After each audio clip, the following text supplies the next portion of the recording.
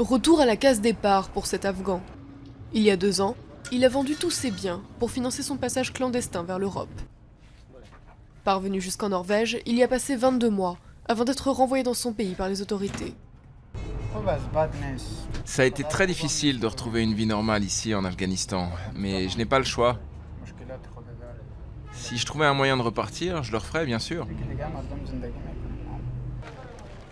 L'Afghanistan compte de plus en plus de candidats à l'exil, cherchant à fuir difficultés économiques et incertitudes quant à l'avenir du pays. Certains se tournent vers l'immigration illégale.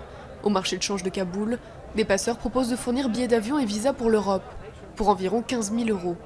Une fortune qui ne devrait pourtant pas endiguer le flot d'émigrés. Je pense que nous faisons face à une crise migratoire depuis 6 ou 7 ans. C'est un phénomène très important. L'immigration est en hausse.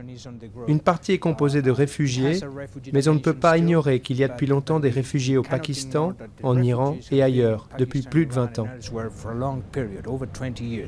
Entre janvier et octobre, plus de 27 000 Afghans ont demandé l'asile politique dans une quarantaine de pays, 4 fois plus qu'en 2005.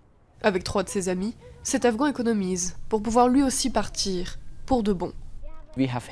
Nous avons entendu dire que beaucoup de personnes ne sont jamais rentrées dans leur pays d'origine, ou n'ont pas atteint leur destination en Europe. C'est ça le risque que nous prenons. Mais c'est mieux que de mourir un peu plus tous les jours dans un pays sans sécurité, sans paix, sans rien.